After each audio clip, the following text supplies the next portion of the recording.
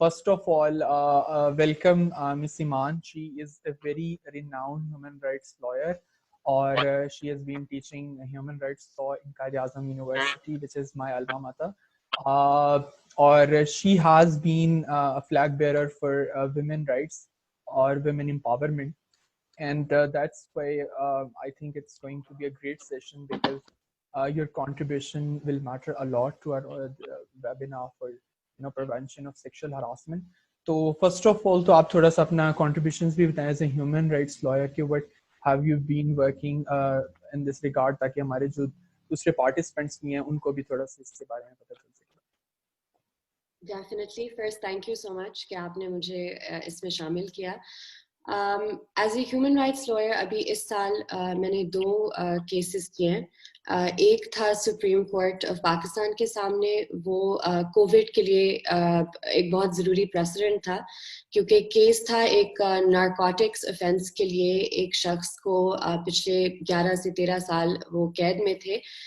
वो काउंसिल नहीं अफोर्ड कर सकते थे और उनकी अपील पेंडिंग थी सुप्रीम कोर्ट में पिछले 2 साल से. तो उनके बहुत ज़्यादा हेल्थ इश्यूज थे, डायबिटिक भी थे, उनकी इन्फेक्शन भी हुई थी उनकी टांग में. तो उधर आर्ग्यूमेंट यही था कि उनका सेंटेंस सस्पेंड किया जाए because of Covid and because he was at high risk of infection. तो alhamdulillah we were able to secure that relief. That was the first case. This was in March, April. And then उससे पहले case मैंने किया था मकसूम हुसैन का. CDA ने उसकी दुकान गिरा दी थी और उधर जो सारी इक्विपमेंट थी उसे भी तबाह कर दिया था. तो उससे हमने पहले इंक्वायरी ऑफिसर के पास गए थे. उधर इंक्वायरी रिपोर्ट हमारे हक में आई कि सेक्शन 49C की वायलेशन हुई भी है, तो कॉम्पनसेशन फिर उसे दिया गया था. हम हाई कोर्ट भी गए थे इस हवाले से. So those were 2 important cases vis-a-vis precedent being set. It's great to hear कि आपने इसके ऊपर जो है वो एक इनिशिएटिव लिया and you stood up for the people who can't afford the legal aid. इसके अलावा मेरे ख्याल में हम सेशन को स्टार्ट करते हैं. जैसा कि हमारा जो 2010 का हरासमेंट एक्ट है, that was based after we acceded to an international treaty which is called Convention on Elimination of Discrimination Against Women, or CEDAW, in 1996. So Harassment Act 2010 was basically a follow-up in that regard. Parliament में ये पेश हुआ and then it got approved. लेकिन as a human rights lawyer, do you think that our laws are adequate regarding to the discrimination that women face, or any gender for that matter? I think इधर जो ज़रूरी बात है वो है कि I think Nida ने भी ये बात की थी कि कवानीन तो मौजूद हैं. ये जो 2010 का एक्ट भी है, it's a good law. Problem इधर आता है, and this is a systemic issue, structural issue है, कि हमारी फीमेल जजेस बहुत कम हैं. लिहाजा जो कवानीन की तशरीह की जब बात होती है तो जो मर्द जजेस होते हैं अनफॉर्चुनेटली उनकी एक डिफरेंट इंटरप्रिटेशन होती है. ख़वातीन की ऑब्वियसली अपने एक्सपीरियंसेस होते हैं. जैसे हमने देखा सुप्रीम कोर्ट जस्टिस रूथ बेडर गिन्सबर्ग ने इवन डिसेंटिंग नोट्स के जरिए एक इतना फॉर वुमेन्स एम्पावरमेंट और वुमेन के राइट्स के लिए उन्होंने इतना किया, because you have to be on the bench. इधर जो issue आ रहा है, especially 2010 का जो act है, if I could have a little bit of time to just explain, this is why the Ali Zafar case is very, very important. Ali Zafar के case में जो मीशा शफी लेकर गई थी, वो ओम्बड्स पर्सन के पास डायरेक्टली गई थी, जो कि राइट दिया हुआ है under section 8 of the 2010 act. वो उधर गई थी, लेकिन उधर से फैसला ये आया था जुरिस्डिक्शन पर कि ये केस कवर्ड नहीं है under the workplace harassment act, because Meesha is not an employee under the act, and the workplace, the studio, does not constitute a workplace under the act. इसे फिर उन्होंने चैलेंज किया इंटरप्रिटेशन को गवर्नर पंजाब के सामने. उन्होंने भी यही इंटरप्रिटेशन दी, और अभी आपने रिसेंटली देखा होगा कि तस्वीरें सोशल मीडिया पे लगी हुई हैं जहाँ गवर्नर पंजाब अली जफर को उनके कोई एफर्ट्स थे कोरोना के लिए उन्हें रिवॉर्ड कर रहा है. तो इन्हीं शख्स ने फैसला भी खिलाफ दिया, तो दैट मेक्स सेंस लॉजिकली. अब अब ये जो लाहौर हाई कोर्ट में गई, उधर भी अगेन इंटरप्रिटेशन रिस्ट्रिक्टिव थी। इन माय ओपिनियन ये एक एरोनियस डिसीजन थी कि आपने जुरिस्डिक्शन नहीं तस्लीम की, और अब ये पेंडिंग है सुप्रीम कोर्ट में। लिहाजा पहले तो ये क्लैरिफाई करना बहुत जरूरी है कि बहुत से लोगों के जहनों में ये मिस इंटरप्रिटेशन है कि अली जफर को एब्जॉल्व किया गया है। ऐसा नहीं है, ये जुरिस्डिक्शन का मामला है अभी, एंड यही प्रॉब्लम है, and that goes to the core of it कि till you have female judges on the bench who are interpreting these laws in not a restrictive way, इसी तरह का law will not have much of an impact. I'll totally agree with you. और अभी आपने Ruth Ben Ginsberg की भी बात की, तो she was one of the very few Supreme Court judges, और she has recently passed away, and she was one of my एक मेरी आइकन थी she was. तो उन्होंने डिसेंटिंग ओपिनियन दिए, और द बेस्ट थिंग इज कि when she was asked when you will be certified by the तो उन्होंने कहा कि जब तक सुप्रीम कोर्ट में all there are 9 supreme court women जजेस, क्योंकि अगर 9 मर्द हो सकते हैं तो 9 खवातीन भी हो सकती हैं सुप्रीम कोर्ट जजेस। तो उनकी फिर एयरफोर्स में भी उनसे related I have been working, उनका एक केस था जिसमें उन्होंने एयरफोर्स वुमेन को भी रेम्यूनरेशन के अगर मेल को हैं अवेलेबल कुछ प्रिविलेजेस, तो व्हाई नॉट वुमेन। तो उसमें वो जो उन्होंने gender equality in equitable terms की जो बात की थी, दैट इज रियली फैसिनेटिंग, और वो बड़ी एक चीज है। तो आप मुझे ये दूसरा मेरा जो आपसे क्वेश्चन है वो ये है कि in order to implement the laws, कहाँ कहाँ पर आपको फील होता है कि there are lacunas, and what are the driving forces जो उस लेक्यूना को क्रिएट करने में जो है वो अपना रोल प्ले करती है? आई थिंक पाकिस्तान में एक, जैसे मैंने कहा, स्ट्रक्चरल इशू है, क्योंकि हमारा निज़ाम एक अप्रेसिव पेट्रियार्कल निज़ाम है, जहाँ ख़वातीन को इंसान ही नहीं समझा जाता, let alone as people who have rights inherent in them. तो फर्स्टली आई थिंक कि इस स्ट्रक्चरल इशू को एड्रेस करने के लिए there is a need to overhaul system overhaul effectively, कि खवातीन को प्रोसिक्यूटर्स भी इन्वॉल्व किया जाए, medico legal officers in cases of rape and gang rape.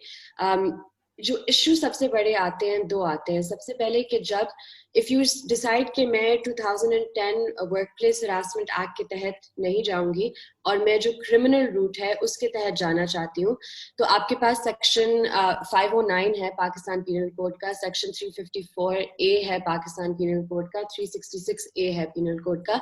आप जा सकते हैं इन प्रोविजंस के तहत एफआईआर दर्ज करने के लिए, पर आपका सबसे पहले ऑब्स्टिकल आएगा कि पुलिस या तो आपको यकीन नहीं करेंगे आपकी बात पे, या वो आपको डिटर करेंगे, क्योंकि जो हरासमेंट के इंस्टेंसेस हैं वो इतने नॉर्मलाइज हो गए हैं कि ये तो होता है, तो लिहाजा पुलिस इस चीज को सीरियसली नहीं लेते हैं। ये सबसे पहला आप जी सबसे पहले ये ऑब्स्टिकल आता है कि the police do not take it seriously.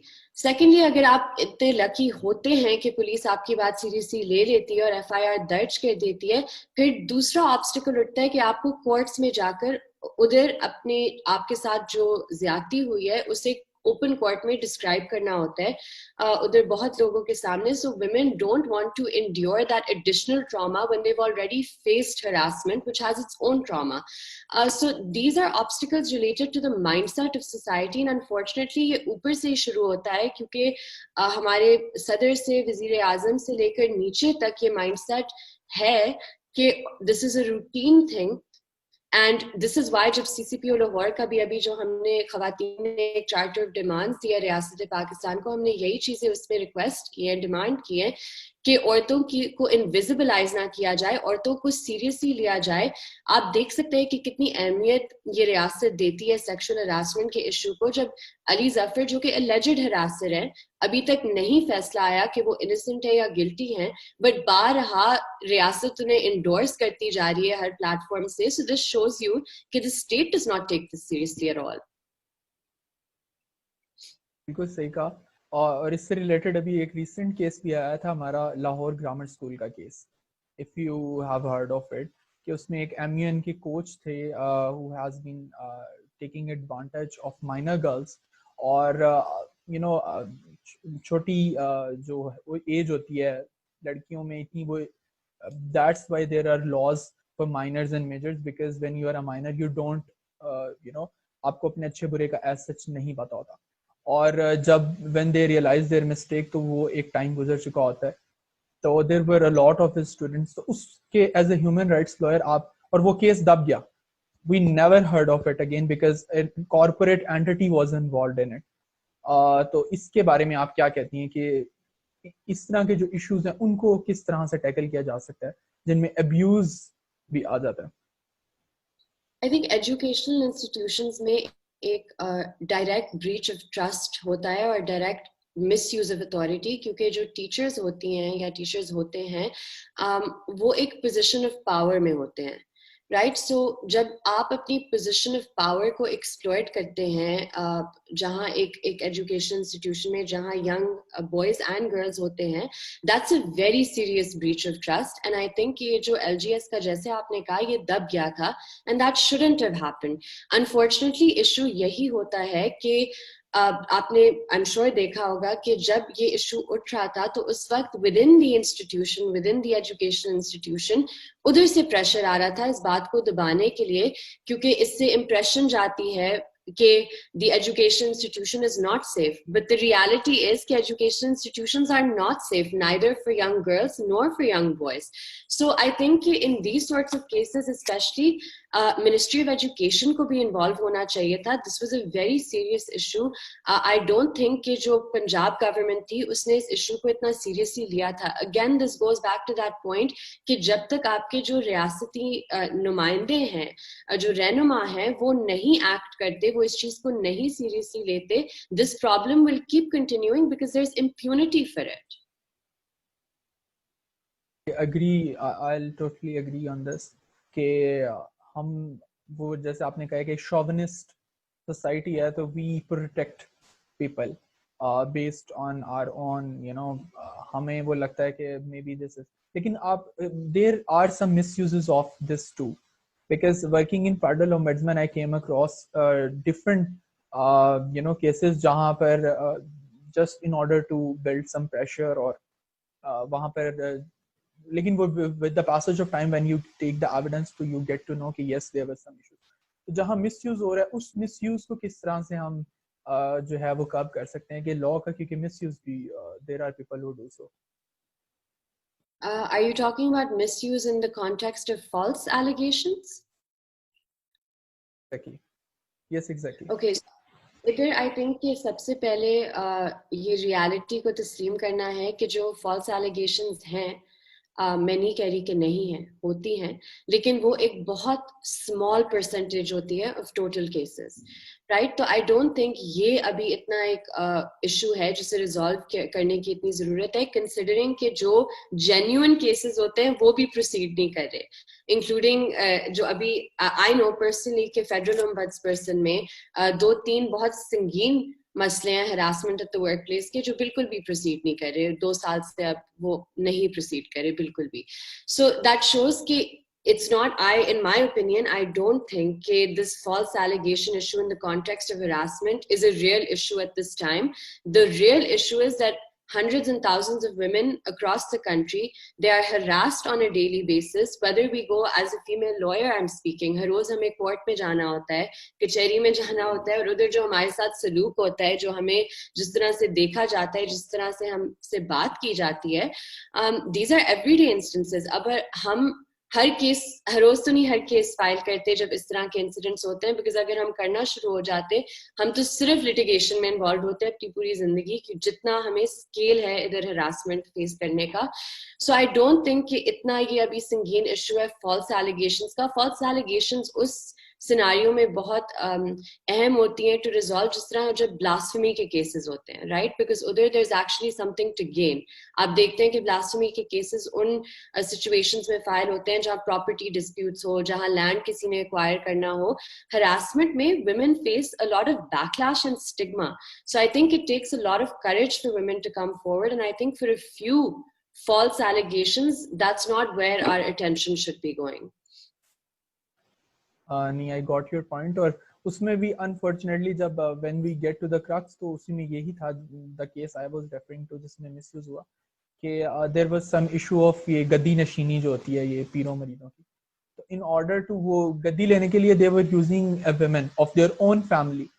तो अब ऑल्दो वो एक हुआ, लेकिन वो मुझे ज्यादा उस वेमेन से ज्यादा सिंपैथी फील हुई कि she is again being misused in a battle of two chauvinist families, जो वो गद्दी के पीछे मर्द नहीं बनना था, लेकिन they were using the women in their family.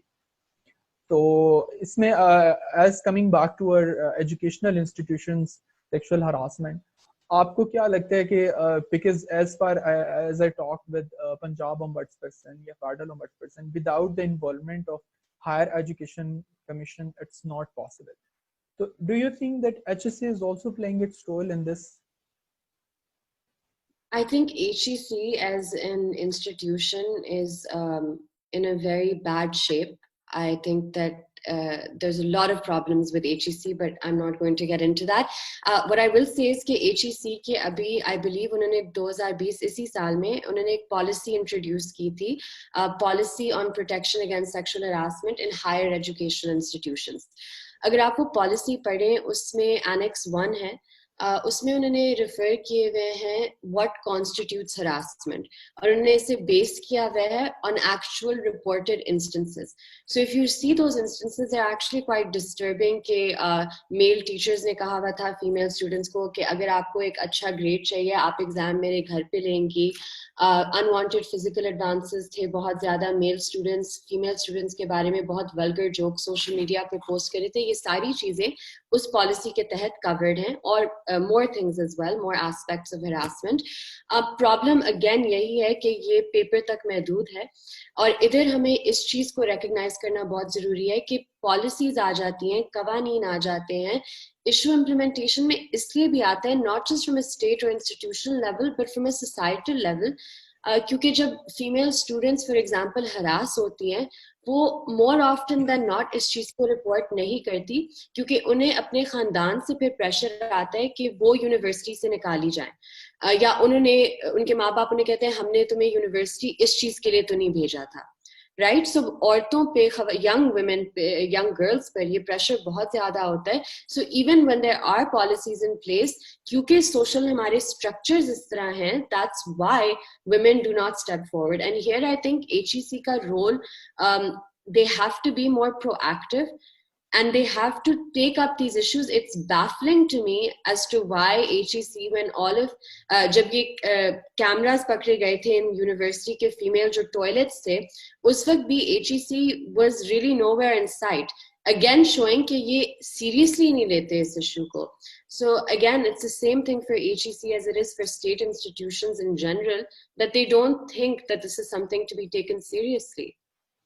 लेकिन फिर अगेन आई विल से कि जब when you speak up for things, और जब एक आपका प्रेशर बिल्ड होना शुरू हो जाए from 68% being a Punjab youth committee head और पॉलिसी मेकिंग में, तो 68% of Pakistan population comprises of youth, and if we can speak up against it जैसे हम कर रहे हैं, तो देयर विल बी सम एक स्टेज सेटिंग होगी. और जैसे आपने अभी बात भी ये की कि HSC does not take it seriously, लेकिन अभी UNDP is in its own personal capacity, it's trying to create करें एक sense of awareness, एक sense of sensitization. Yes, this is an issue, और ये लोग फील करते हैं. और जैसे आपने बात की कि इज्जत और नामूस के नाम पे अगर कोई लड़की बताती भी है घर जाके, तो उसको आगे से यही होता है कि जैसे you have said it earlier कि you should not go to university. और खानदान में फिर एक वो अंकल भी होते हैं बूढ़े से जो ये बात करते हैं कि हमने तो कहा था बेटी को इतना ना पढ़ाओ, कुछ नहीं मिलेगा. तो ये एक बड़ा एक हमारा डायलेमा है कि, और बिकॉज, और इसमें अच्छा कहीं ना कहीं पर्सनल लेवल पे आई फील कि हमारी सोसाइटी में इसको पेरेंट्स यानी कि आपकी फैमिली ही आपके साथ जब सिंपैथाइजिंग नहीं करती तो यू फील एलियनेटेड. और इसीलिए हमने अपने प्रोजेक्ट का नाम यही रखा है कि बोल के लाभ आज़ाद हैं तेरे. फैज अहमद फैज की एक बड़ी खूबसूरत पोएम है कि बोल के लाभ आज़ाद है तेरे, एंड बोल जुबां अब तक तेरी है. सो it's still you have your own voice and you can speak up for it, and I just hope कि एक टाइम आए जब इसके ऊपर from each and every strata बात हो, even from the lower strata too, कि अगर किसी को, if someone is feeling victimized, so they can speak up for it. That's why I think that what you've arranged and putting all of this together, ये बहुत ज़रूरी है, and there should be more awareness sessions like this because people need to be told that the stigma needs to be broken. Exactly. Thank you so much for having, हम आपके बड़े मशहूर हैं, मैं अक्सर I get stumbled upon. इसके अलावा अगर किसी का कोई क्वेश्चन है मिस ईमान से, तो please ask her because she has like 10 minutes for it. तो अगर किसी को कोई भी क्वेश्चन है regarding the discussion we had just now, तो do come forward और unmute करके ask.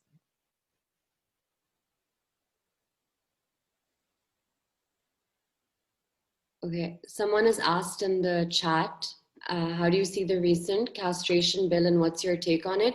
I think कि हम increasingly as a society violence और extremes पर और ज़्यादा जा रहे हैं. I don't think कि this is something that was required. I think what is required is जैसे अभी हम GBV courts में देख रहे हैं, उधर conviction rate is at around 19%. You need more gender-based violence courts, more female judges, more female prosecutors, more female medical legal officers. That's what you need more than a castration bill, because that's talking about after the crime has happened already. We want to prevent the crime from happening, which is why you need to have stronger structures in place. I'll also pour in this discussion by saying कि castration से वो आपको नहीं हो सकता जब तक आपकी रिहैबिलिटेशन नहीं हो सकती. हम अभी तक वो डेटरेंस की और पनिशमेंट की थीरीज पे ही फोकस कर रहे हैं, जबकि world has gone beyond that. और वी नीड टू, आप उस ऑफेंस तक पहुंचने की नौबत क्यों आए?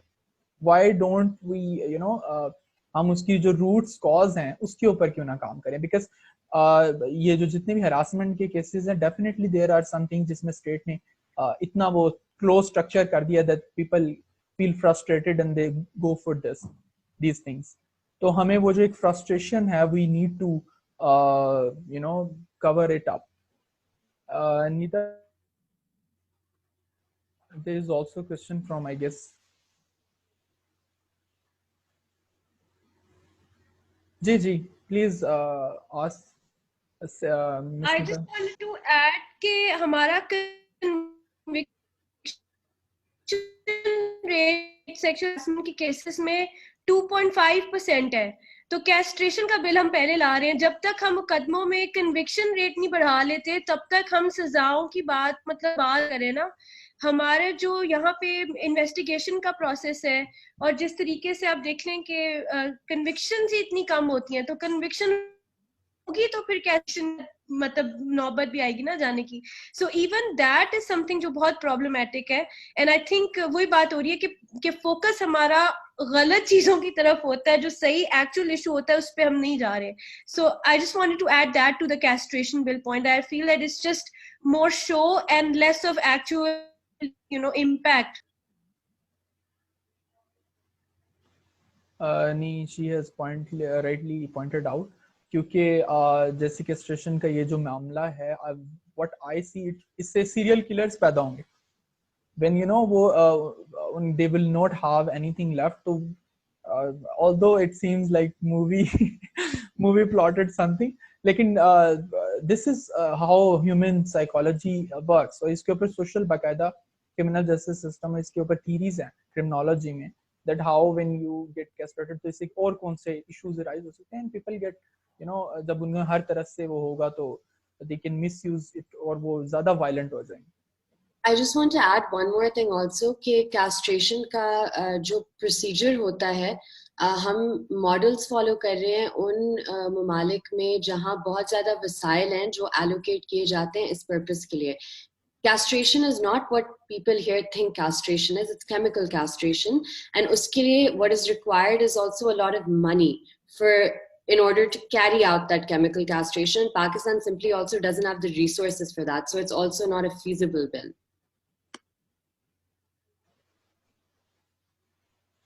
नहीं, आपने बिल्कुल सही कहा। इसके अलावा कोई क्वेश्चन इफ somebody have तो प्लीज डू आस्क।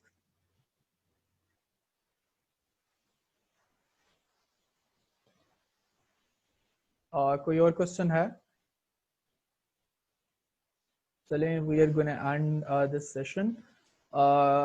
इसके बाद मेरे ख्याल में next is Azima Zaidi and she has already joined us. तो इसको अब हम एज आई सेड कि this is we'll have to reconnect again, and thank you so much, Iman. It was really worth the session, and you have talked about very elaborately, और आपने हर चीज़ को वो touch करके, and with the help of case loss, Miss Nida and Miss Iman, we are really thankful to you.